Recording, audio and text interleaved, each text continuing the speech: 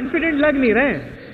यहाँ पे महाभारत शुरू होने वाला है और चीफ जनरल जो है वो कह रहा है देखेंगे क्या होगा, जीत का हौसला है कि नहीं?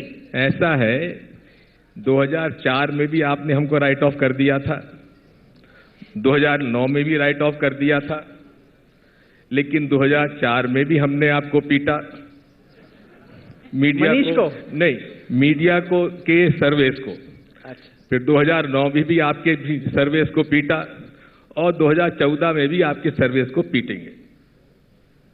अमित शाह साहब, आप बताइए, यूपी नरेंद्र मोदी के लिए बहुत इंपॉर्टेंट है, पर उस लड़ाई को जिताने के लिए आपको क्यों चुना गया?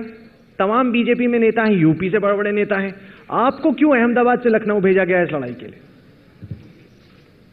वो तो हमारे राष्ट्रीय अध्यक्ष जी ने तय किया है, मगर मेरे पास काफी समय है, वही एक कारण अभी तो अपरेंटली दिखता है, बाकी कोई कारण नहीं दिखता।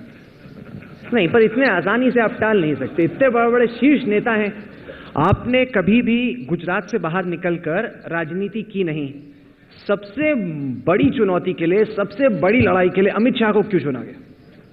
देखिए, जहां तक मेरे काम का सवाल है, मैं अब तक गुजरात में ही काम करता था, वो सही बात है, और अब मेरा तय हुआ कि मैं राष्ट्रीय महासचिव के रूप में काम करूं, और पार्टी को लगा होगा कि भाई उत्तर प्रदेश का जिस तरह का काम है वो मैं ठीक कर सकता हूं, इस तरह से मुझे रखा वहां पर। इसमें कोई बड़ी नरेंद्र मोदी के गेम प्लान में उत्तर प्रदेश कितना इंपॉर्टेंट है? क्या दिल्ली की गद्दी, दिल्ली का रास्ता लखनऊ से होकर गुजरेगा? देखिए, नरेंद्र मोदी का कोई गेम प्लान नहीं है, स्वाभाविक सरल रूप से हर कोई पॉलिटिक्स में काम करता है, इस तरह से मोदी जी भी काम कर रहे हैं। मगर अटल बिहारी वाजपेयी कहा करते थे कि दिल्ली का रास्ता लखनऊ होकर गुजरता है, और इस बार मुझे स्पष्ट लगता है यूपी में घूमने के बाद कि भारतीय जनता पार्टी की और एनडीए की सरकार बनने का रास्ता लखनऊ से होकर गुजरेगा, और ये चार मार्गीय एक तरफा रास्ता है। मनीष, दिल्ली में जो क्रांति हुई, जो आपको वोट पड़ा, क्या अभी तो आप लखनऊ में रैली करके आए हैं, कानपुर में आपकी रैली हुई, क्या आपको लगता है कि आम आदमी पार्टी की उत्तर प्रदेश में भी उसी तरह की हवा है जिस तरह की दिल्ली में थी? कितना इंपॉर्टेंट है आपके लिए यूपी?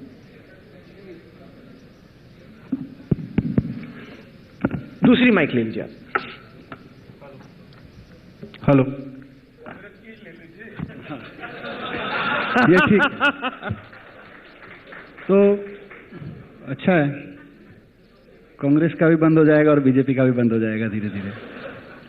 तो उत्तर प्रदेश, यह जो आपका सवाल है वो मुझे सवाल थोड़ा सा अटपटा लगता है। उत्तर प्रदेश जीतना, महाराष्ट्र जीतना, ये जीतना क्या है? ये कोई राजशाही थोड़ी स्थापित करनी है।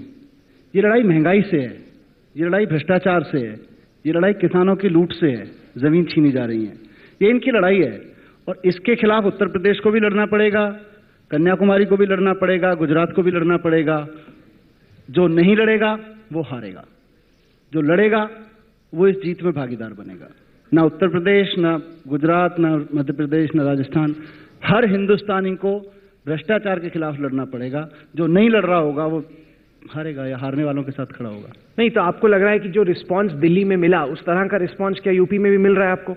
हाँ, रेस्पॉन्स शब्द ठीक है, क्योंकि मैं पत्रकार रहा हूं, मुझे शब्दों पे काफी आपत्ति रहती है कई बार, अगर सही शब्द का चयन ना हो। जीत शब्द ठीक नहीं है, रेस्पॉन्स शब्द ठीक है। दिल्ली वालों ने महंगाई के प्रति, भ्रष्टाचार के प्रति, महंगी बिजली के प्रति जो रेस्पॉन्स दिया वो बहुत जबरदस्त था। मुझे उम्मीद है कि उत्तर प्रदेश भी देगा और देश के बाकी हिस्से में भी देंगे। चलिए दिग्विजय जी, 2009 में जो जीत हुई कांग्रेस की, जो सीटें आपको मिली, उसमें बार बार कहा गया कि यह राहुल गांधी की बदौलत है, उन्होंने कैंपेन को लीड किया। क्या इसका यह मतलब कि 2014 में जो भी होगा, जीतेंगे हारेंगे, वो भी राहुल गांधी की वजह से होगा? राहुल जी, हम लोग हमेशा से लड़ाई लड़ते हैं विचारधारा की, अपनी नीति और कार्यक्रम के आधार पर, अपने काम के आधार पर, और ये चुनाव भी हम लोग अपनी विचारधारा के ऊपर, अपने काम पर और अपने नीति और कार्यक्रम के आधार पर ही चुनाव लड़ेंगे। वो तो आपने कहा, लेकिन ऐसा क्यों लग रहा है कि 2009 में जो जीत हुई उसको कांग्रेस कंसोलिडेट नहीं कर पाई, बिल्ड नहीं कर पाई? उसके बाद जो असेंबली इलेक्शंस हुए उसमें आपका सुपड़ा साफ हो गया। अभी भी लोकसभा में आपके जो कैंडिडेट्स हैं छोड़ छोड़ के यहाँ वहाँ भाग रहे हैं सब पार्टियों में, तो कॉन्फिडेंस नहीं नजर आ रहा और जो जीत हुई उसको आप बिल्ड नहीं कर पाए।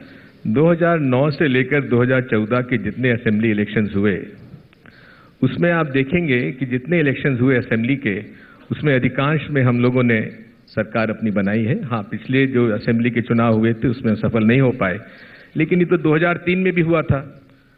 2003 के असेंबली चुनाव हम लोग हार गए थे, 2004 का हम लोग चुनाव जीत गए थे।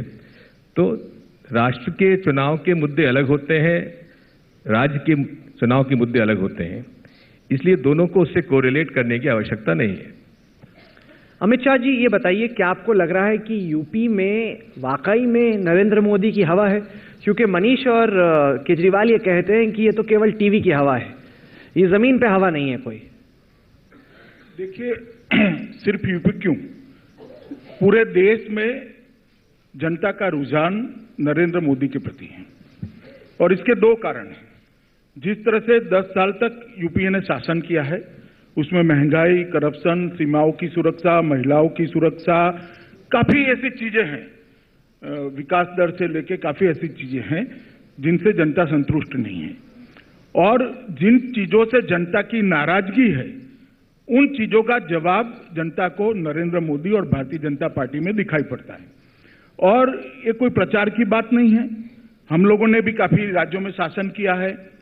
मोदी जी स्वयं लगभग 12 साल से गुजरात का शासन कर रहे हैं और गुजरात को पूरा देश देख रहा है, मीडिया देख रहा है। वहां पर एक वेलफेयर स्टेट बनाने के लिए राज्य सरकार जितना कर सकती है वो सभी करने का हमने प्रयत्न किया है और काफी हद तक सफल भी हुए। इसके कारण पूरे देश में जो निराशा का माहौल था, एक समय था युवा रोड पर इकट्ठा होकर जुलूस निकाल रहा था, दिनों को दिन तक महंगाई के सामने, भ्रष्टाचार के सामने, बलात्कार के सामने प्रदर्शन होते थे। जैसे ही मोदी जी की नाम की घोषणा हुई प्रधानमंत्री पद के प्रत्याशी के लिए, वो भीड़ मोदी की सभाओं में तब्दील हुई है और निराशा की जगह एक आशा का संचार हुआ है और पूरा देश एकजुट होकर मोदी को प्रधानमंत्री बनाने के लिए जुटा है। ये हवा निश्चित है, इसमें कोई दो राय नहीं। दिग्विजय जी ठा के ला के हंस रहे हैं, क्यों हंसी छूट रही? इतनी लंबी लंबी रैलियां हो रही हैं, इतनी बड़ी भीड़ आ रही है, आपको नहीं लगता कि पसीने छूटने चाहिए कांग्रेस के, कि छूट रहे पसीने? राहुल जी, नरेंद्र मोदी जी के बारे में कहा जाता है गुड गवर्नेंस, उनके बारे में कहा जाता है गुजरात मॉडल ऑफ डेवलपमेंट। मैं पूछना चाहता हूं अमित शाह जी से, ऐसा कोई राज्य बता दीजिए गुड गवर्नेंस का जहां 32 पुलिस अफसर आज जेल में बंद हैं। ऐसा गुड गवर्नेंस का प्रदेश बता दीजिए जहां के एमओएस होम अपराधी हैं। ऐसा गुड गवर्नेंस का राज्य बता दीजिए जहां की मंत्री जेल में बंद है।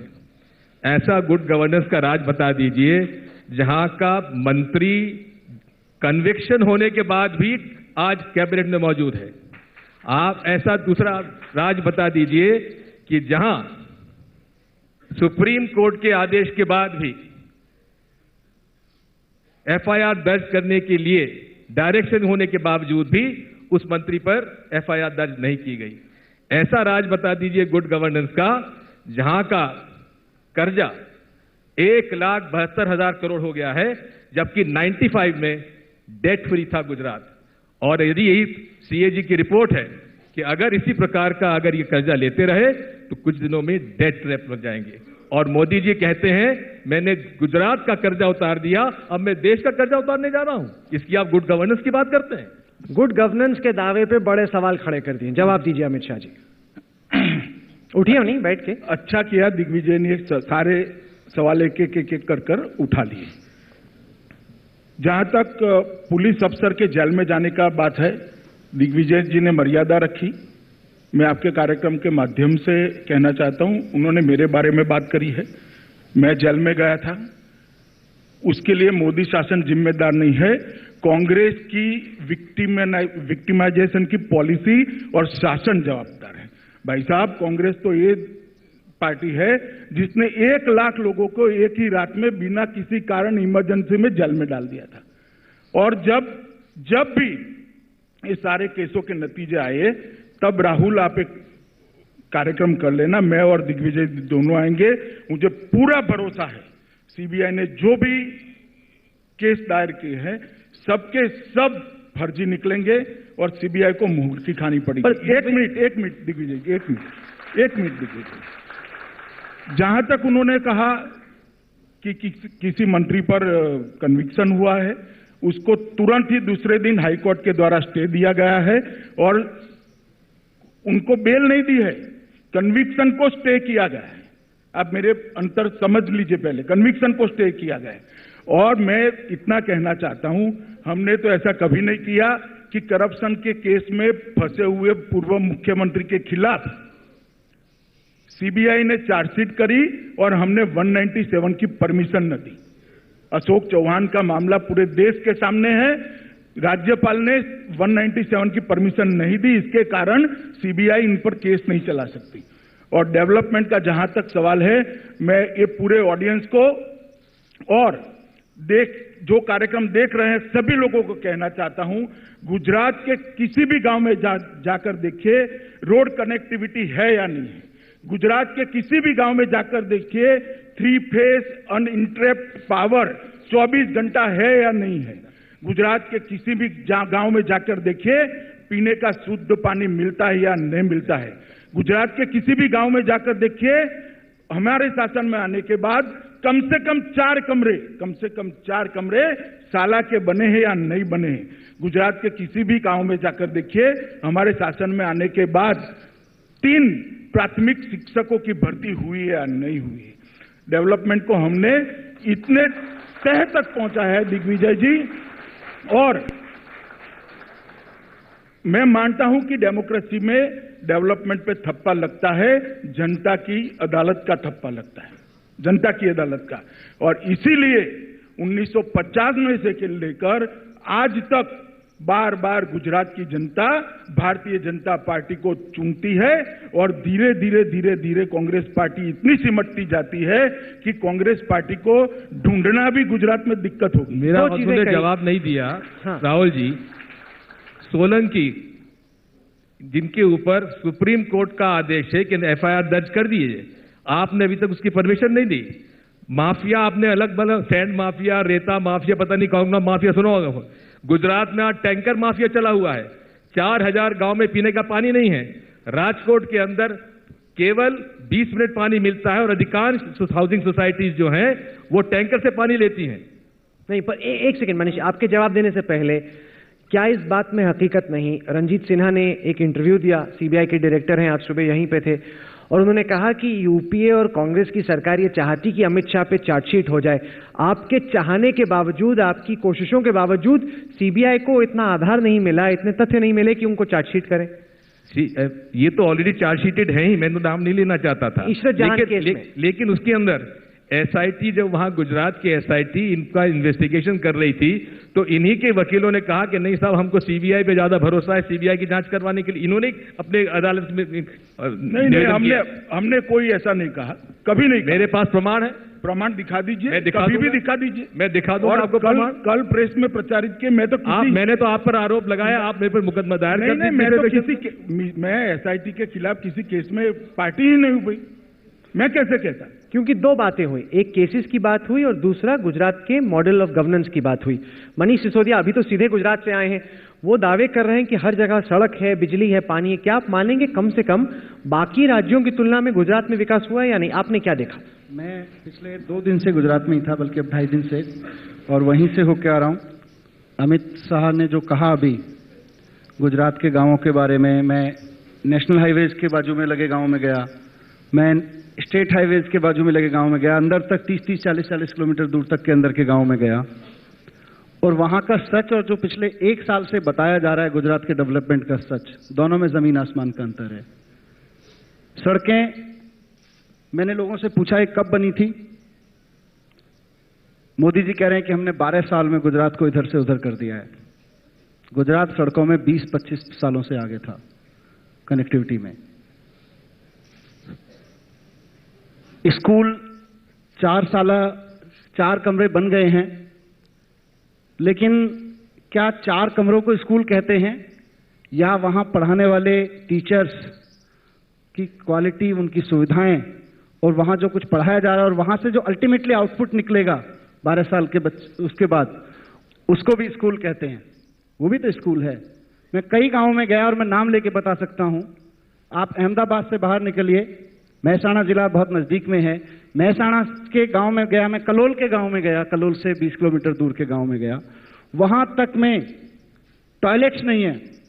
मैंने पूछा, ये बच्चियां आती हैं, बच्चे आते हैं, 4 कमरे बना के रखे हुए हैं, भैया यहाँ टॉयलेट्स हैं कि नहीं? टॉयलेट्स नहीं है जी। बच्चियां कहाँ जाती हैं? वैसे ही खुले में जाती हैं। मैंने कहा 15 लेडीज टीचर्स वहां पढ़ा रही हैं। मैंने पूछा, लेडीज टीचर्स कैसे टॉयलेट जाती हैं? 8 घंटे 7 घंटे के लिए नौकरी करने आती हैं। आप, मुझे नहीं पता, मैं चैनल पे सब कहूं, वो उन्होंने मुझे बताया, प्रिंसिपल ने मुझे बताया कि हम वो कोने में जाती हैं और उससे पहले 2 टीचर्स को पहले खड़ा कर लेते हैं ताकि कोई उधर आए ना। ये विकास है? अमित शाह जी, क्या ये हकीकत है? एक मिनट में, अच्छा, और बोल रहे हैं। जो टीचर्स हैं उनसे मैंने बात की तो पता चला कि 5300 रुपए में कॉन्ट्रैक्ट पे टीचर रखे हुए हैं।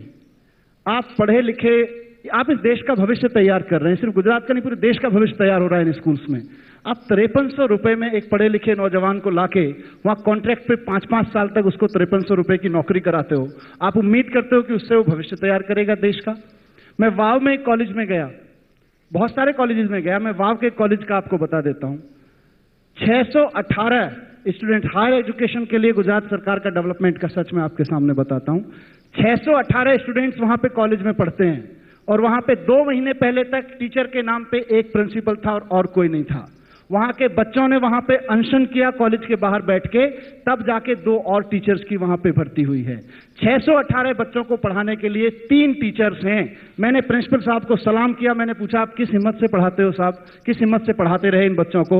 उन्होंने कहा, वो सीडीज आती है ना, हम तो सारे क्लासरूम्स में सीडी लगा देते थे। अरे सीडीज से इस देश की हायर एजुकेशन चल रही है क्या? और मैंने पूछा, बाकी कॉलेज कहाँ है? 50 किलोमीटर दूर अगला कॉलेज है, 150 किलोमीटर दूर। क्या पढ़ा रहे हैं? आर्ट्स। बच्चे अनशन कर रहे हैं कि साहब हमें कॉमर्स भी पढ़ा दो। उनको 150 किलोमीटर दूर साइंस की एजुकेशन लेने के लिए जाना पड़ता है। क्या ये सच्चाई नहीं है गुजरात की? आप, मोदी कहते हैं गुजरात शाइनिंग, पर अमित शाह, अरविंद केजरीवाल और मनीष सिसोदिया ने तो गुजरात की दूसरी तस्वीर देखी। नहीं, जो सिसोदिया जी ने बात करी वो अर्धसत्य है। जहां तक तनख्वाह का सवाल है, हमारे यहाँ एक नीति बनी है कि 4 साल तक एक फिक्स अमाउंट पर भर्ती होती है और उसके बाद में जब उसको परमानेंट किया जाता है तो पूरी तनख्वाह दी जाती है। वो फिक्स अमाउंट 5300 रुपए है? हाँ है ना, इसमें कोई दिक्कत नहीं है भैया, ये तो परिपत्रित है, कोई बहुत बड़ा सत्य आप ढूंढ कर नहीं लाए हैं। हाँ, पर और इस देश के पढ़े लिखे लोगों को 5300 रुपए के लिए 5 साल पे नौकरी। अब मुझे सुन लीजिए ना, हमें जो गुजरात कांग्रेस से मिला उसके 10 साल में भर्ती पर प्रतिबंध लगा था। आर्थिक प्रबंधन इतना खस्ता हाल था कि गुजरात के फाइनेंस डिपार्टमेंट ने भर्ती पर रोक लगा दी थी। उस वक्त कुछ भी कर जब तक भर्ती नहीं करते, ना प्रशासनिक सुधार से पॉसिबल था, ना शिक्षा में सुधार पॉसिबल था। एक पॉलिसी बनाई गई कि किसी भी नए व्यक्ति को, चाहे वो तलाटी हो, शिक्षक हो या कोई और कर्मचारी हो, क्लर्क्स हो, उसको 4 साल तक एक फिक्स तनख्वाह दी जाएगी और उसके बाद में उसको परमानेंट करने के बाद पूरी तनख्वाह दी जाएगी। और कितने लोग इसी पॉलिसी से भर्ती होकर परमानेंट हो गए हैं और आज पूरी तनख्वाह पा रहे हैं। अच्छा अमित शाह जी, ये बताइए, मैं राहुल सिर्फ इतना पूछना था। एक मिनट, आप शिक्षकों की बात छोड़ दीजिए, आप कोई ऐसा राज्य बता दीजिए जहां कांस्टेबल की भर्ती फिक्स पे होती है, कोई डीए नहीं मिलेगा, 5 साल तक फिक्स पे में काम करेंगे। मैं तो वही कहता हूं, पुरानी कहावत है, पैसा देला मत दो, नाम कोतवाल रख दो। एक तलाटी, दिग्विजय जी, रोजगार की बात कर रहे हैं। दिग्विजय जी, हम तो कांस्टेबल को फिक्स पगार पे भी भर रहे हैं। 11 साल तक गुजरात में कांग्रेस के शासन में भर्ती ही नहीं होती थी, थाने लॉक कर दिए गए। अभी उसका एक राज बता दीजिए जहां कांस्टेबल को फिक्स सैलरी पे रखा जाता है। मैं भर्ती का नया फॉर्मूला गुजरात से समझ के आया हूं। तलाटी की भर्ती हुई 1500, तलाटी माने पटवारी के लिए भर्ती हुई, तलाटी के लिए 1500 भर्तियां थी। और 1500 भर्तियों के लिए गुजरात में 8 लाख आवेदन आए 5000 रुपए की नौकरी वाले के लिए। ये हमारा गुजरात में बेरोजगारी का आलम है। उसके बाद मजे की चीज ये है कि उस भर्ती को करने के लिए 10-10 लाख रुपए की रिश्वत ली गई। एक आदमी आप लोगों ने देखा कि ये डेवलपमेंट है, ये डेवलपमेंट है गुजरात का, जिसको पूरे देश में रेप्लिकेट करने की बात की जा रही है। मैं राहुल एक सेकंड सेंटेंस पूरा करने दीजिए मुझको। मैं मनीष सिसोदिया हिंदुस्तान का नागरिक कभी नहीं चाहता कि मेरे जैसे या कि यहाँ जितने सारे लोग बैठे हुए हैं कि हम पूरी डिग्री हाथ में लेके आएं और उसके बाद मुझे कहा जाए कि 5 साल के लिए आपको 5300 रुपए की नौकरी पे रखा जाएगा। कौन चाहेगा? हम में से कितने लोग चाहेंगे कि हमारे बच्चों को पूरी डिग्री करने के बाद में 5300 रुपए की कॉन्ट्रैक्ट नौकरी पे 5 साल रखा जाए? और हम में से कितने लोग चाहेंगे, other side of the story, हम में से कितने लोग चाहेंगे कि मेरा बच्चा जाके एक ऐसे स्कूल में पढ़े जहां पे 5300 रुपए की नौकरी पे एक अध्यापक को रखा गया है, उसकी नौकरी नहीं लग रही है। दिलचस्प बात है, अगर आपने गौर किया हो कि मनीष सिसोदिया बोल रहे हो, पीछे से दिग्विजय जी उन्हें बता रहे हैं कि क्या बोलना है, थोड़ी मदद करें। और मैं राहुल जी, ये भी है, मैं राहुल जी ये बता रहा था, आप सुन लीजिए, मैं ये बता रहा था कि चंपावत जो कि भारतीय जनता पार्टी के बहुत बड़े नेता हैं और नरेंद्र मोदी जी के शो कंपेयर करते रहे हैं, वो 10-10 लाख रुपए 5300 माहवार की भर्ती के लिए पैसा लेते हुए गुजरात पुलिस ने पकड़ा है। बता दी चंपावत आपका साथी है कि नहीं? दिग्विजय जी नहीं, एक सेकंड सुन लीजिए दिग्विजय जी, आरोप करना बड़ा सरल बात है।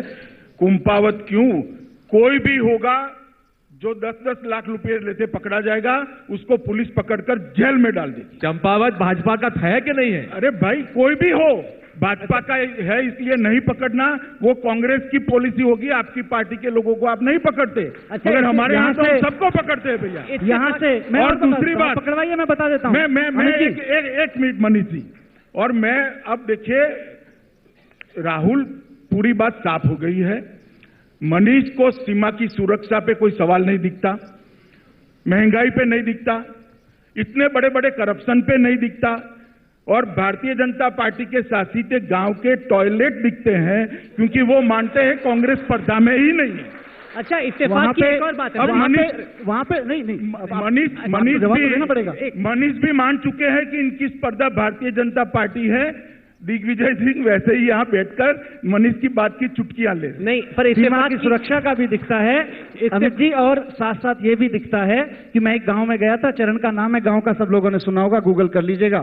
सोलर पावर प्रोजेक्ट लगाया गया था, वहां के किसानों से जमीन जब फाइलों में बन गया, माइंड्स में बन गया कि वहां पे एक सोलर पावर का प्रोजेक्ट लगाना है, उसके बाद क्या किया, इससे पहले कि वो स्कीम अनाउंस होती, बीजेपी के नेताओं ने जाके सारी जमीन वहां 50,000 रुपए एकड़ में खरीद ली। अच्छा। और उसके बाद, नहीं एक मिनट पूरा करने दीजिए, 50,000 रुपए एकड़ में खरीद ली, और उसके बाद 1 साल के अंदर अंदर वही जमीन बीजेपी के नेताओं से सरकार ने 27 लाख रुपए एकड़ में खरीदी। ये कौन कर रहा है? इसकी चिंता हम ना करें। अच्छा। हम सिर्फ ये कहते रहें कि आप बड़े बड़े भाषण देंगे, पाकिस्तान, चाइना, ये वो, और हम सुनते रहेंगे और हम गुलगुले बजाएंगे। हम तो जी टॉयलेट की बात भी करेंगे, हम किसानों की बात भी करेंगे, हम पटवारी की बात भी करेंगे। इत्तेफाक की बात है कि दोनों दिग्विजय जी और मनीष सिक्योरिटी की बात जब कर रहे हैं, मुझे तो कुछ बोलने दीजिए ना, आप लोग तो पूरा एजेंडा ही हाईजैक करें, मैं भी कुछ बोलूं थोड़ा सा। हमको आपने बुलाया।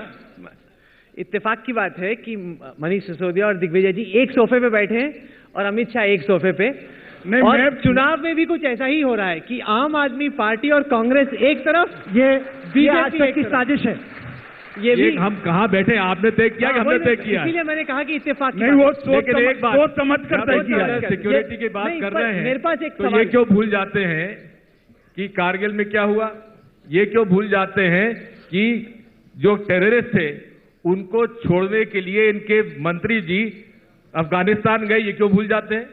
अच्छा राहुल, एक सेकंड मनीष जी, एक सेकंड। ये हमेशा कांग्रेस पार्टी ये मुद्दा उठाती है, मैं देश की जनता को स्पष्टता से कहना चाहता हूं, हमने जो टेररिस्ट छोड़े वो अकर्मण्यता का एक कारण नहीं छोड़े, ना कि हम कायर थे। देश के 300 नागरिक बांध लिए हुए थे, सिर्फ पॉलिटिकल पर्पस के लिए इनकी बलि नहीं चढ़ानी थी, इसलिए छोड़े हैं। क्या बात कर रहे हैं आप? 300 लोगों की बलि चढ़ा देते? इस बात को पॉलिटिकल मुद्दा बनाना मुझे लगता है कांग्रेस पार्टी, और उस वक्त सभी विपक्षी पार्टियां से सलाह भी हुई थी। मैं ज्यादा कहना नहीं चाहता। अमित शाह जी, आप क्यों भूल जाते हैं? और कौन बैठा था सलाह में? गांव में, मोडासा में, अजमेर दरगाह शरीफ में, समझौता एक्सप्रेस में कौन कौन लोग उसमें शामिल हुए, पता है आपको? दिग्विजय जी, इसकी ठीक जांच होगी तब क्या होगा वो आप सोचिए। अच्छा अमित शाह जी, आप क्या धौंस दे रहे हैं? धौंस नहीं दे रहा, हमें जांच किस तरह से की है वो समझा रहा हूं। अमित शाह जी ये बताइए, मनीष सिसोदिया से कहलवा देंगे नहीं तो। मनीष सिसोदिया और अरविंद केजरीवाल गुजरात में थे, नरेंद्र मोदी के घर भी पहुंचे, नरेंद्र मोदी मिले क्यों नहीं? मिलवा देते उनको, क्यों नहीं मिले? देखिए, मुझे पूरा एपिसोड देखकर ऐसा लगा कि मैं मेरे जीवन में 35 साल पीछे चला गया और स्टूडेंट पॉलिटिक्स का कोई दृश्य देख रहा हूं। नहीं मतलब ये एक मिनट, ये इस पॉलिटिक्स को डिमीन कर रहे हैं या स्टूडेंट पॉलिटिक्स को डिमीन कर रहे हैं? इसमें से कौन सा हल्का है? जनता समझ चुकी है मनीष जी। नहीं, पर अमित शाह साहब, क्या एक पूर्व मुख्यमंत्री, दिल्ली के पूर्व मुख्यमंत्री, चुने हुए मुख्यमंत्री को यह हक नहीं कि वो गुजरात के मुख्यमंत्री से आके एक कप चाय पी ले? देखिए राहुल जी, पब्लिक लाइफ के कुछ नॉर्म्स होते हैं, इसका समय लिया जाता है, मुद्दे पहले भेजे जाते हैं, और अब जब चुनाव सामने हो तब विरोधी पार्टी के साथ बैठकर बात करना और बाद में मीडिया के सामने आकर इसको पॉलिटिसाइज करना वो ठीक नहीं है भैया। मनीष, आप अपॉइंटमेंट लेके क्यों नहीं गए? मिलना था तो गुजरात का मुख्यमंत्री कोई खाली थोड़ी बैठा है आपके लिए। मैं पिछले एक साल से सुन रहा था, मोदी जी चारों तरफ बता रहे थे गुजरात में इतना विकास हुआ, गुजरात में विकास हुआ इतना। मैं 2.5 दिन देख के आया, रहा नहीं गया। हमें लगा अब तो पूछ ही ले जी, कहाँ है विकास? विकास नाम का कोई व्यक्ति है क्या? क्योंकि गांव में तो जो दिखा, गांव में वालों ने तो खुद ही कहा साहब यहाँ तो इंदिरा आवास योजना का घर भी उन्हीं लोगों को मिलता है जो सक्षम है, नहीं तो हमें लेना है तो 8,000 रुपए की रिश्वत देनी पड़ती है, 10,000 रुपए की रिश्वत देनी पड़ती है। कहीं का विकास है? ये तो उत्तर प्रदेश में भी हो रहा है, बिहार में भी हो रहा है। थोड़े बहुत 8,000 की जगह 10,000 रुपए की रिश्वत लगती होगी, या हो सकता है कहीं 6,000 की लगती हो। तो इसलिए गए थे। अपॉइंटमेंट हमने तो कहा था हम चले जाते हैं जी, समय होगा तो मिल लेंगे, नहीं तो अपॉइंटमेंट दे देंगे। उन्होंने 6 किलोमीटर दूर रुकवा दिया। पहली बार हमें एहसास हुआ कि देश के किसी राज्य में मुख्यमंत्री को किसी दूसरे राज्य के एक्स चीफ मिनिस्टर से इतना खतरा है कि 6 किलोमीटर दूर रुकवा दिया। नहीं आ सकते जी। अरे घर के दरवाजे के सामने आ जाते तो कौन सा कुछ एक गिलास पानी तो पी जाते। वहीं कह देते तो पानी पूछा नहीं पूछा? जो बात तो गए थे सीएम के ऑफिस, जो बात 6 किलोमीटर दूर खड़े करके कही, वही घर के दरवाजे पे आके कह देते साहब बिजी हैं, नहीं मिल सकते। जब हम तो अपॉइंटमेंट लेने भी कह रहे थे। मैंने खुद कहा कि जी अपॉइंटमेंट दे दीजिए, आज का नहीं तो कल का दे दीजिए, परसों का दे दीजिए, 10 दिन बाद का दे दीजिए। क्या कहा उन्होंने? अभी चीफ मिनिस्टर साहब देखेंगे फाइल को, उसके बाद बताएंगे।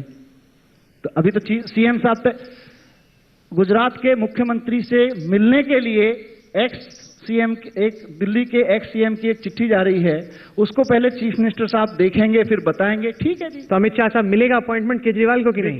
देखिए राहुल जी, अब इतना इन्होंने कह दिया था, मैं थोड़ी बात स्पष्ट करना चाहता हूं। हम सब सार्वजनिक जीवन में हैं। मनीष जी को गुजरात देख के बड़ी संवेदना हो गई कि भाई हम चीफ मिनिस्टर से जाके हिसाब पूछे। भैया गुजरात की जनता इनका हिसाब पूछती भी है और वो देते भी हैं। दूसरी बात, इन्होंने कहा कि भाई मुझसे रहा नहीं गया, कहाँ गया। मैं ये पूछना चाहता हूं, 2G का इतना बड़ा घपला हुआ, कभी सोनिया के पास जाने का मूड नहीं करता आपका? बहुत सही सवाल। कभी नहीं करता? भैया कोयला खा गए जो चोर भी नहीं चोरता। कोयलों को घर के बाहर रखने कोयला खा गए। मनीष सिसोदिया हंस रहे और दिग्विजय जी को समझ में नहीं आ रहा कि हंसे कि ना हंसे। अमित जी गए थे, सोनिया गांधी के घर भी गए थे, नितिन गडकरी के घर भी गए थे, लेकिन वहां दोनों ने पिटवा दिया हमको। मेरी बात समाप्त, सोनिया गांधी के घर भी गए थे। मेरी बात समाप्त होने दीजिए ना। मैं इसीलिए इस कार्यक्रम से माध्यम से कहता हूं कि कांग्रेस पार्टी भारतीय जनता पार्टी से सीधा चुनाव नहीं लड़ सकती। एक वोट कटवा लेकर आए हैं जो एक अच्छे पोस्ट लेकर सामने खड़े रहेंगे, और कांग्रेस और आप पार्टी दोनों मिलकर बीजेपी को हराने का। तो आप सोनिया गांधी से मिलने क्यों मगर गए? कुछ होने वाला नहीं है। मुझे जवाब 2G स्कैम हुआ, CWG स्कैम हुआ। जब ये लोग कोयला खा गए थे, प्रधानमंत्री जी ने कहा कि साहब बिजली सस्ती करनी है इसलिए कोयला का हो जाए। सोनिया गांधी के घर भी गए थे, उन्होंने भी चाय नहीं पिलाई, उन्होंने भी उठा के थाने में भिजवा दिया। हमने तो सोचा था उस दिन चाय पिला देंगी सोनिया जी, सुबह सुबह गए थे। कम से कम मोदी ने थाने तो नहीं भेजा। सारा लाइव चला था इनके यहाँ पे, इन लोगों ने सारा लाइव दिखाया था। अमित जी सुबह 6 बजे मिलने नहीं गए थे, प्रदर्शन करने गए। मिलने भी गए थे। हमने कहा जी 2 लोग, आपने 144 लगा दी, हम 2 लोग चले जाते हैं। हम 2 लोग गए, उन्होंने 2 लोगों को पकड़ के। पर ये एक और इंटरेस्टिंग बात है दिग्विजय जी की लड़ाई बहुत जल्द आप और बीजेपी की लड़ाई हो रही है। कांग्रेस शांत बैठी है। राहुल जी सीएजी की बात करते हैं। सीएजी की रिपोर्ट गुजरात में 16,000 करोड़ का मिसअप्रोप्रिएशन था, उसके बारे में ये कुछ नहीं कहेंगे। जहां तक 2G की बात है, 1,72,000 करोड़ का जो फिगर था वो भी गलत साबित हुआ। 1,80,000 करोड़ का कोयले के मामले में जो सीएजी ने रिपोर्ट दी, जब कानून नहीं था, नियम नहीं थे, तो ऑर्डर देते। जो भी उसके बावजूद भी अगर 2G के अंदर या कोल ब्लॉक में गलत किसी लेवल पे हुआ है तो मंत्री तक को नहीं छोड़ा गया है, सख्त कार्रवाई की गई है, उनको जेल भेजा गया है। लेकिन कन्विक्टेड मिनिस्टर आज भी इनके कैबिनेट में मौजूद हैं, उसके बारे में कुछ नहीं कहेंगे? मैंने कह दिया दिग्विजय जी। इसमें क्या होता है, कन्विक्शन जिस दिन होता है उस दिन उनको इस्तीफा दे देना चाहिए था। दिग्विजय थोड़ी बहुत भी आप लोगों में। दिग्विजय जी, आप कोर्ट की किसी व्यवस्था को मानेंगे या नहीं मानेंगे? बिल्कुल मानेंगे। दोपहर को 3 बजे कन्विक्शन हुआ, दूसरे दिन 11:05 पर उसको स्टे कर दिया हाईकोर्ट के द्वारा। लेकिन उस बीच में तो कन्विक्टेड था। हाँ, उस बीच में था। आप मगर जब उसने जो कन्विक्शन जिसका हो गया है उसको मंत्रिमंडल रखने का क्या औचित्य है? अरे भैया, जो मीडिया उसके अंदर चुप रहती है। अरे भैया, कल ही राहुल गांधी ने आदर्श कैंप के बड़े हीरो से हाथ मिलाकर एक मंच भी पर स्वागत किया। आदर्श के अंदर आदर्श हाउसिंग के अंदर गडकरी जी के और संचेती जी कितने फ्लैट जरा बता दीजिए। भाई, आपकी ही सीबीआई जांच करती थी, आपकी ही सीबीआई जांच करती थी, क्यों बख्श दिया? मनीष, अगर थे तो मनीष वो सवाल कांग्रेस से पूछ रहे हैं, आप जवाब ना दें। नहीं, लेकिन मेरे पास एक सवाल है आपके लिए। मैं ये कह रहा हूँ सवाल अच्छा है, जब इनसे पूछा जाता है तो उनके 4, उनसे पूछा जाता है तो इनके 4, इनसे पूछो जी क्यों किया घोटाला, बोले उनके यहाँ क्यों नहीं गए, उनसे पूछो जी आपने ये घोटाले क्यों हुए गुजरात में, पूछा क्यों नहीं गए? मनीष जी, आपके पढ़ न जाए। कह रहे हैं आप सोनिया गांधी के यहाँ क्यों नहीं गए। अरे दोनों के यहाँ जाते हैं, दोनों के दरवाजे आम आदमी के लिए बंद रहते हैं। मनीष जी, आपकी संख्या बढ़ न जाए इसलिए समय पे आपने इस्तीफा दे दिया है। इसीलिए मैदान छोड़कर भागे भैया आप, कि जवाब न देने पड़े जनता तो से। चिंता मत हम करिए। 1950 से राजनीति करते हैं, विचारधारा के आधार पर करते हैं। मेरी विचारधारा से कोई सहमत हो न हो वो अलग बात है, मगर एक निश्चित 12 साल में आपने जो 12 साल में जो जो विचारधारा गुजरात में आपकी चलाई है, गुजरात के गांव-गांव में उसकी कहानी लिखी हुई है। इस बार आप देखिएगा, मैंने पूछा था गुजरात के गांव में जाके, भैया फिर क्यों दे देते हो जब इतना ही करप्शन है? बोले जी कांग्रेस पे तो भरोसा ही कैसे करें, यही रह जाते हैं। इस बार आम आदमी पार्टी की बात आएगी तो करेंगे बदलाव। पर कम से कम दिग्विजय जी, आप इतना तो मानेंगे कि मनीष सिसोदिया और केजरीवाल जमकर लड़ रहे हैं बीजेपी और मोदी के खिलाफ। मतलब कांग्रेस ठंडी पस्त पड़ी है, मुकाबला मैदान पर अच्छा हो, जो भी जीते। इनकी ओर से ही लड़ रहे हैं भैया, इनकी ओर से ही लड़ रहे हैं। राहुल जी, मुसीबत हमारी ये है कि जब हमारे कांग्रेस के लोग उन्होंने विकास खोज यात्रा निकाली, जगह जगह वही बात कही जो ये कह रहे हैं, वो बात आप लोग दिखाते नहीं हो। केजरीवाल जी की बात दिखा रहे हो, हमें इस बात की प्रसन्नता है। केजरीवाल को जनता सुन रही है, आपको क्यों नहीं सुन रही? जी, बात यह है कि हमने जो ये बात रखी, एक एक मुद्दा जो ये कह रहे हैं, हमारे युवक कांग्रेस ने गांव-गांव जाके एक एक मुद्दा रखा, वो तो मीडिया में तो आया नहीं। कमाल की बात है। हम आपके आभारी हैं, केजरीवाल कहते हैं हम आपके आभारी हैं। कम से कम केजरीवाल जी को आपने इतना महत्व दिया। आपकी पार्टी के विधायक भी तो विधानसभा में, वो क्यों नहीं उठाते हैं? अरे विधानसभा में बैठने का देते, उठा के फेंक देते। तो आपकी पार्टी के विधायक ही जाके सड़कों पे बात करें, वो भी सड़कों पे जाते, सड़कों पे भी जाते हैं। लेकिन मैं आपसे कहना चाहता हूं, अमित शाह जी बैठे हैं, पिछले 12 साल में पूरा का पूरा कांग्रेस का विपक्ष विधानसभा से बाहर कितनी बार इन्होंने फेंका? एक। दूसरा, इतने डेमोक्रेटिक हैं माननीय नरेंद्र मोदी जी कि विधानसभा कितने दिन चली है और कितने दिन वो विधानसभा में बैठे? कांग्रेस से तो ज्यादा दिन ही चलती है। नहीं, पर ये बताइए मनीष सिसोदिया, ऐसा क्यों हो रहा है कि अगर मतलब इस वक्त सरकार में कौन है, मोदी की मनमोहन? मेरे ख्याल से मनमोहन है फिलहाल। तो मोदी जी भी हैं अपने राज्य में। मेरी बात सुनिए, मैं ये जानना चाह रहा हूं कि अगर प्रधानमंत्री मनमोहन सिंह हैं, सोनिया गांधी, राहुल गांधी कांग्रेस के शीर्ष नेता हैं, तो अरविंद केजरीवाल लगातार नरेंद्र मोदी को क्यों ललकार रहा है कि वाराणसी से लड़ो, मैं तुम्हारे खिलाफ लड़ूंगा? आप राहुल गांधी को या सोनिया गांधी, रायबरेली में जाके सोनिया गांधी से भिड़ जाइए, उनसे क्यों नहीं भिड़ते? आप मोदी से क्यों भिड़ना चाहते हैं? देखिए, 2.5 साल से कांग्रेस के तमाम तरह के भ्रष्टाचार से जूझते रहे। अब जब राजनीतिक बदलाव की बारी आई है तो भारतीय जनता पार्टी कोशिश कर रही है कि ये भ्रष्टाचार या सिस्टम में चेंज की लड़ाई, देश में बड़ी मुश्किल से एक राजनीतिक बदलाव का मौका आया है, ये राजनीतिक बदलाव का मौका चेहरे के बदलाव में खत्म हो जाए या सिस्टम के बदलाव में आए, लड़ाई इस बात की है। इस पूरे सिस्टम मुद्दे को भारतीय जनता पार्टी कैश कराना चाहती है कि रूलिंग पार्टी का नाम कांग्रेस की जगह या यूपीए की जगह एनडीए हो जाए, कांग्रेस की जगह बीजेपी हो जाए, प्रधानमंत्री का नाम एक्स की जगह वाई। चेहरे बदलने से या प्रधानमंत्री का नाम बदलने से देश की व्यवस्था नहीं बदलने वाली है। देश की व्यवस्था बदलनी है तो गांव में जाके आपको सिस्टम ठीक करना पड़ेगा, और वो सिस्टम जनता के प्रति अकाउंटेबल बनाना पड़ेगा। उसकी बात नहीं करेंगे, फिर से चेहरे बदल जाएंगे। अभी पूरा का पूरा 1 साल से नरेंद्र मोदी जी और मीडिया का एक बड़ा सेक्शन गुजरात को लेके बड़ा गागा है, साहब बड़ा डेवलपमेंट कर दिया, बड़ा डेवलपमेंट कर दिया। हम तो मानने गए थे चलो 1 साल से जो कुछ सुन रहे हैं दिखाते हैं गुजरात में, अगर वही हो रहा है तो पूरे देश में होना चाहिए। पर भाई हम जो देख के आए हैं मैं तो नहीं चाहता। पर बताइए, कमाल की स्थिति है, नरेंद्र मोदी कहते हैं कि मीडिया उनके खिलाफ है, मीडिया उनको काफी दिखाती है। अरविंद केजरीवाल कहते हैं मीडिया उनके खिलाफ है, मीडिया उनको भी काफी दिखाती है, लेकिन दोनों को लगता है कि मीडिया उनके खिलाफ है। मीडिया के लिए तो वाकई में धर्म संकट की स्थिति है। लेकिन अमित शाह साहब, मुझे ये बताइए कि ये जो ललकार रही है आम आदमी पार्टी नरेंद्र मोदी को, बीजेपी को कि आओ वाराणसी से लड़ो, आओ वाराणसी से लड़ो, तो मोदी लड़ेंगे वाराणसी से कि नहीं? होगा, मतलब कुरुक्षेत्र की लड़ाई का जिक्र होता था, इस बार के चुनाव में जिक्र होगा वाराणसी की लड़ाई का, अगर मोदी वहां से लड़ जाए तो? देखिए, इन्होंने ऐसा नहीं कहा कि मोदी आओ वाराणसी से लड़ो। इन्होंने ऐसा कहा है हम मोदी जी के खिलाफ चुनाव लड़ेंगे। तो मोदी जी कहीं ना कहीं से तो चुनाव लड़ने ही वाले हैं। वो कह रहे हैं कि अगर गुजरात के बाहर लड़े तो तब वो लड़ेंगे मोदी जी के खिलाफ। नहीं, ऐसा नहीं कहा गुजरात के बाहर। और क्यों गुजरात में डेवलपमेंट नहीं है? लड़ ले गुजरात। हाँ, ये बात सही है मनीष सिसोदिया, ये बात सही है वहां जाकर कि अगर गुजरात में डेवलपमेंट नहीं हुआ तो अरविंद केजरीवाल लड़ जाएं मोदी के खिलाफ, जहां से वो लड़े। वडोदरा से लड़ते हैं, वडोदरा से लड़ रहे हैं। बिल्कुल, मैं तो चाहूंगा कि वो लड़ लें, बाकी पार्टी और अरविंद तय करेंगे, क्योंकि गुजरात ये कानपुर की रैली। अरे भाई आप लड़ लो। बिल्कुल बिल्कुल, कानपुर की रैली में हमने कहा था, हमारी पार्टी के कई नेताओं ने वही एंडोर्स कर दिया। अगर आप तय कर लीजिए, पहले आप तो तय कर लीजिए मोदी जी लड़ेंगे कहां से। नहीं, पर ये एक बड़ी खबर हो गई। देखिए, मुझे लग रहा है कि बहुत बड़ी हेडलाइन। राहुल, आपने मेरी बात काट दी, लाइन काट दी आपने मेरी। मैं कह रहा हूं पहले आप ये तो तय कर लीजिए मोदी जी लड़ेंगे कहां। आपके यहाँ तो इसी बात पे झगड़ा चल रहा है कि उनको वहां से लड़ने दिया जाएगा कि नहीं लड़ने दिया जाएगा बनारस से।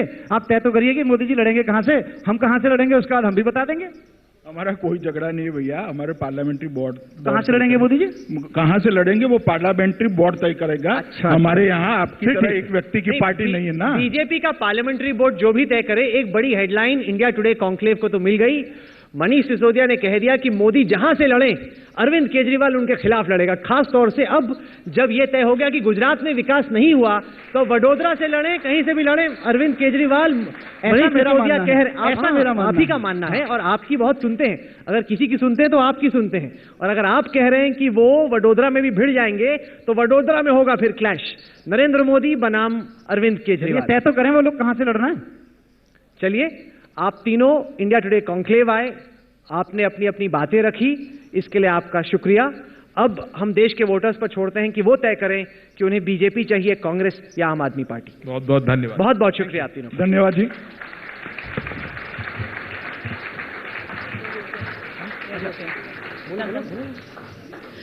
सर, एक minute. We request the gentleman to stay on stage. We're going to make this session a little more interesting and participative. Once again, if you can pull out your voting meters, give you a quick crash course on that. Right on top, there is an on button. Right at the bottom, there is a function button. Now, all of them don't work the same. For some, you have to press the on button and the function button together. For the others, you have to maybe press the on button. आप तीनों अपनी अपनी पार्टियों में बहुत खास अहम जगह रखते हैं। आप तीनों अपने लीडर्स के बहुत नजदीक हैं और अगले 45 मिनट में हम चर्चा करने वाले हैं शुरुआत में उत्तर प्रदेश पर। और चर्चा इस पर होगी कि क्या ये बात सही है कि अगर उत्तर प्रदेश जीत लिया तो देश जीत लिया। शुरुआत हम दिग्विजय सिंह से करेंगे। दिग्विजय जी, किस हद तक इस बात में सच्चाई है कि अगर किसी पार्टी ने यूपी जीत लिया तो हिंदुस्तान जीत लिया? खास तौर से इस बात को मद्देनजर रखते हुए कि 2004 में आपने यूपी नहीं जीता, फिर भी इंडिया जीता। 2009 में आपने आंध्रा में यूपी से ज्यादा बड़ी जीत की। कितनी अहम है यूपी की जीत? बहुत बहुत धन्यवाद राहुल जी। उत्तर प्रदेश में 80 विधानसभा लोकसभा सीटें हैं और स्वाभाविक है कि जैसा कि हम लोगों के लिए महत्वपूर्ण है। और 2009 में हम लोगों ने 21 सीटें जीती थी, फिर एक बाई इलेक्शन जीता, 9 से बढ़ के हम लोग 22 हो गए थे। हम लोगों की पूरी तैयारी है और अब युद्ध में आजमाएंगे अमित शाह जी को और आप पार्टी को। कॉन्फिडेंट लग नहीं रहे हैं सर आप। कॉन्फिडेंट लग नहीं रहे। यहाँ पे महाभारत शुरू होने वाला है और चीफ जनरल जो है वो कह रहा है देखेंगे क्या होगा, जीत का हौसला है कि नहीं? ऐसा है, 2004 में भी आपने हमको राइट ऑफ कर दिया था, 2009 में भी राइट ऑफ कर दिया था, लेकिन 2004 में भी हमने आपको पीटा, मीडिया को नहीं, मीडिया को के सर्वेस को। अच्छा। फिर 2009 में भी आपके सर्वेस को पीटा और 2014 में भी आपके सर्वेस को पीटेंगे। अमित शाह साहब, आप बताइए, यूपी नरेंद्र मोदी के लिए बहुत इंपॉर्टेंट है, पर उस लड़ाई को जिताने के लिए आपको क्यों चुना गया? तमाम बीजेपी में नेता हैं, यूपी से बड़े बड़े नेता हैं, आपको क्यों अहमदाबाद से लखनऊ भेजा गया इस लड़ाई के लिए? वो तो हमारे राष्ट्रीय अध्यक्ष जी ने तय किया है, मगर मेरे पास काफी समय है, वही एक कारण अभी तो अपरेंटली दिखता है, बाकी कोई कारण नहीं दिखता। नहीं, पर इतने आसानी से आप टाल नहीं सकते, इतने बड़े बड़े शीर्ष नेता हैं। आपने कभी भी गुजरात से बाहर निकलकर राजनीति की नहीं, सबसे बड़ी चुनौती के लिए, सबसे बड़ी लड़ाई के लिए अमित शाह को क्यों चुना गया? देखिए, जहां तक मेरे काम का सवाल है, मैं अब तक गुजरात में ही काम करता था, वो सही बात है, और अब मेरा तय हुआ कि मैं राष्ट्रीय महासचिव के रूप में काम करूं, और पार्टी को लगा होगा कि भाई उत्तर प्रदेश का जिस तरह का काम है वो मैं ठीक कर सकता हूं, इस तरह से मुझे रखा वहां पर। इसमें कोई बड़ी नरेंद्र मोदी के गेम प्लान में उत्तर प्रदेश कितना इंपॉर्टेंट है? क्या दिल्ली की गद्दी, दिल्ली का रास्ता लखनऊ से होकर गुजरेगा? देखिए, नरेंद्र मोदी का कोई गेम प्लान नहीं है। स्वाभाविक सरल रूप से हर कोई पॉलिटिक्स में काम करता है, इस तरह से मोदी जी भी काम कर रहे हैं। मगर अटल बिहारी वाजपेयी कहा करते थे कि दिल्ली का रास्ता लखनऊ होकर गुजरता है, और इस बार मुझे स्पष्ट लगता है यूपी में घूमने के बाद कि भारतीय जनता पार्टी की और एनडीए की सरकार बनने का रास्ता लखनऊ से होकर गुजरेगा, और ये चार मार्गीय एक तरफा रास्ता है। मनीष, दिल्ली में जो क्रांति हुई, जो आपको वोट पड़ा, क्या अभी तो आप लखनऊ में रैली करके आए हैं, कानपुर में आपकी रैली हुई, क्या आपको लगता है कि आम आदमी पार्टी की उत्तर प्रदेश में भी उसी तरह की हवा है जिस तरह की दिल्ली में थी? कितना इंपॉर्टेंट है आपके लिए यूपी?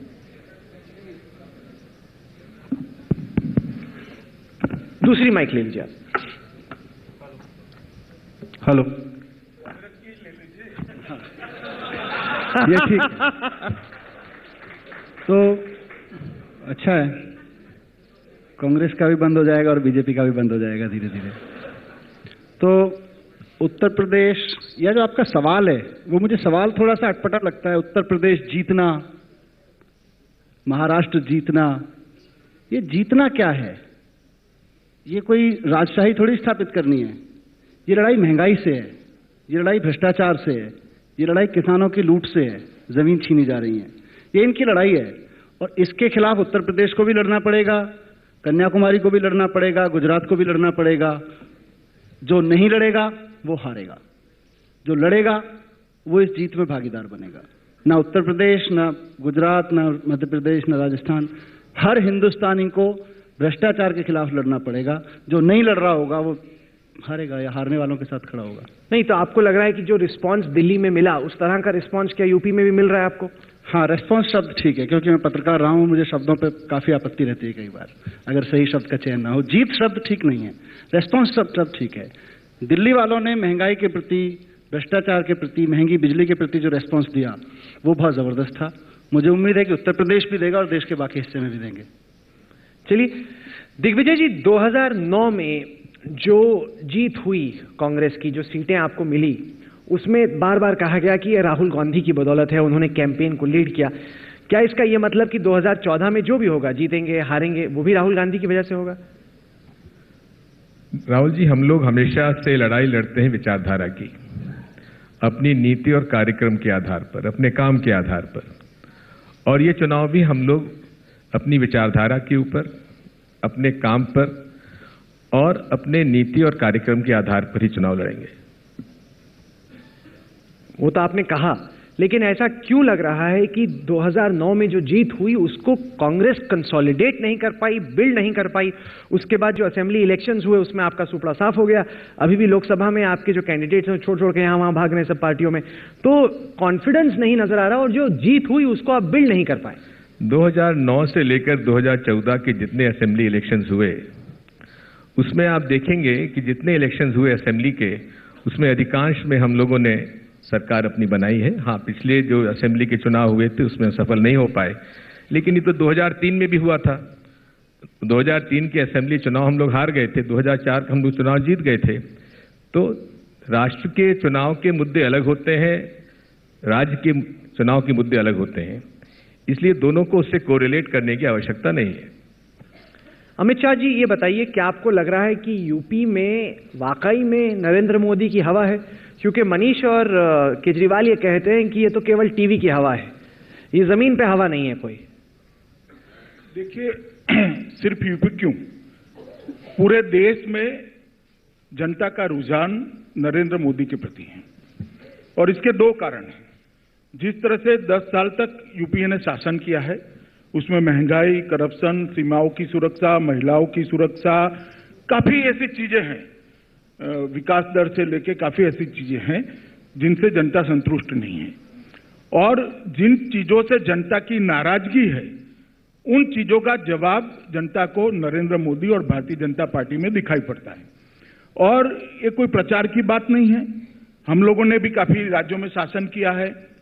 मोदी जी स्वयं लगभग 12 साल से गुजरात का शासन कर रहे हैं और गुजरात को पूरा देश देख रहा है, मीडिया देख रहा है।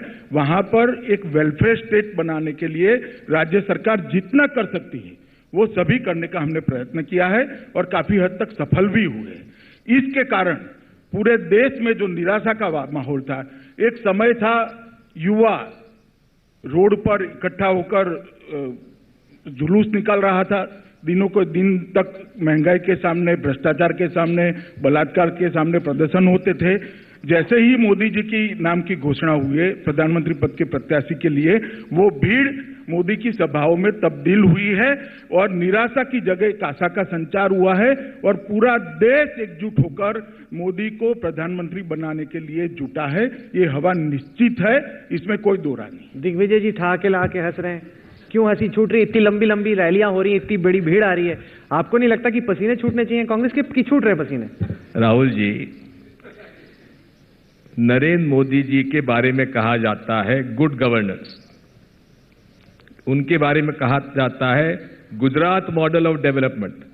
मैं पूछना चाहता हूं अमित शाह जी से, ऐसा कोई राज्य बता दीजिए गुड गवर्नेंस का जहां 32 पुलिस अफसर आज जेल में बंद हैं। ऐसा गुड गवर्नेंस का प्रदेश बता दीजिए जहां के एमओएस होम अपराधी हैं। ऐसा गुड गवर्नेंस का राज्य बता दीजिए जहां की मंत्री जेल में बंद है। ऐसा गुड गवर्नेंस का राज्य बता दीजिए जहां का मंत्री कन्विक्शन होने के बाद भी आज कैबिनेट में मौजूद है। जवाब दीजिए अमित शाह जी। उठिए नहीं, बैठ के। अच्छा किया दिग्विजय ने सारे सवाल एक एक कर उठा लिए। जहां तक पुलिस अफसर के जेल में जाने का बात है, दिग्विजय जी ने मर्यादा रखी। मैं आपके कार्यक्रम के माध्यम से कहना चाहता हूं, उन्होंने मेरे बारे में बात करी है, मैं जेल में गया था, उसके लिए मोदी शासन जिम्मेदार नहीं है। कांग्रेस की विक्टिमाइजेशन की पॉलिसी और शासन जवाबदार है। भाई साहब, कांग्रेस तो ये पार्टी है जिसने 1 लाख लोगों को एक ही रात में बिना किसी कारण इमरजेंसी में जेल में डाल दिया था। और जब भी ये सारे केसों के नतीजे आए, तब राहुल आप एक कार्यक्रम कर लेना, मैं और दिग्विजय दोनों आएंगे। मुझे पूरा भरोसा है सीबीआई ने जो भी केस दायर किए हैं सबके सब फर्जी निकलेंगे और सीबीआई को मुंह खानी पड़ेगी। पर एक मिनट दिग्विजय, एक मिनट दिग्विजय, जहां तक उन्होंने कहा कि किसी मंत्री पर कन्विक्शन हुआ है, उसको तुरंत ही दूसरे दिन हाईकोर्ट के द्वारा स्टे दिया गया है और उनको बेल नहीं दी है, कन्विक्शन को स्टे किया गया है। आप मेरे अंतर समझ लीजिए, पहले कन्विक्शन को स्टे किया गया है और मैं इतना कहना चाहता हूं, हमने तो ऐसा कभी नहीं किया कि करप्शन के केस में फंसे हुए पूर्व मुख्यमंत्री के खिलाफ सीबीआई ने चार्जशीट करी और हमने 197 की परमिशन न दी। क्या इस बात में हकीकत नहीं? रंजीत सिन्हा ने एक इंटरव्यू दिया, सीबीआई के डायरेक्टर हैं, आज सुबह यहीं पे थे, और उन्होंने कहा कि यूपीए और कांग्रेस की सरकार ये चाहती कि अमित शाह पे चार्जशीट हो जाए। आपके चाहने के बावजूद, आपकी कोशिशों के बावजूद सीबीआई को इतना आधार नहीं मिला, इतने तथ्य नहीं मिले कि उनको चार्जशीट करें। ये तो ऑलरेडी चार्जशीटेड है ही, मैं तो नाम नहीं लेना चाहता था, लेकिन उसके अंदर एसआईटी, जब वहां गुजरात की एसआईटी इनका इन्वेस्टिगेशन कर रही थी, तो इन्हीं के वकीलों ने कहा कि नहीं साहब, हमको सीबीआई पे ज्यादा भरोसा है, सीबीआई की जांच करवाने के लिए इन्होंने अपने अदालत में नहीं, हमने कोई ऐसा नहीं कहा, कभी नहीं। मेरे पास प्रमाण है, प्रमाण दिखा दीजिए, कभी भी दिखा दीजिए, मैं दिखा दूंगा आपको प्रमाण। कल प्रेस में प्रचारित किए, मैं तो मैंने तो आप पर आरोप लगाया, आप मेरे पर मुकदमा दायर कर दिया। मैं एसआईटी के खिलाफ किसी केस में पार्टी ही नहीं हुई, मैं कैसे कहता? क्योंकि दो बातें हुई, एक केसेस की बात हुई और दूसरा गुजरात के मॉडल ऑफ गवर्नेंस की बात हुई। मनीष सिसोदिया अभी तो सीधे गुजरात से आए हैं, वो दावे कर रहे हैं कि हर जगह सड़क है, बिजली है, पानी है। क्या आप मानेंगे कम से कम बाकी राज्यों की तुलना में गुजरात में विकास हुआ है या नहीं? आपने क्या देखा? मैं पिछले 2 दिन से गुजरात में ही था, बल्कि अब 2.5 दिन से, और वहीं से होकर आ रहा हूँ। अमित शाह ने जो कहा अभी गुजरात के गाँवों के बारे में, मैं नेशनल हाईवेज के बाजू में लगे गाँव में गया, मैं स्टेट हाईवेज के बाजू में लगे गांव में गया, अंदर तक 30-30, 40-40 किलोमीटर दूर तक के अंदर के गांव में गया, और वहां का सच और जो पिछले 1 साल से बताया जा रहा है गुजरात के डेवलपमेंट का सच, दोनों में जमीन आसमान का अंतर है। सड़कें, मैंने लोगों से पूछा ये कब बनी थी? मोदी जी कह रहे हैं कि हमने 12 साल में गुजरात को इधर से उधर कर दिया है। गुजरात सड़कों में 20-25 सालों से आगे था कनेक्टिविटी में।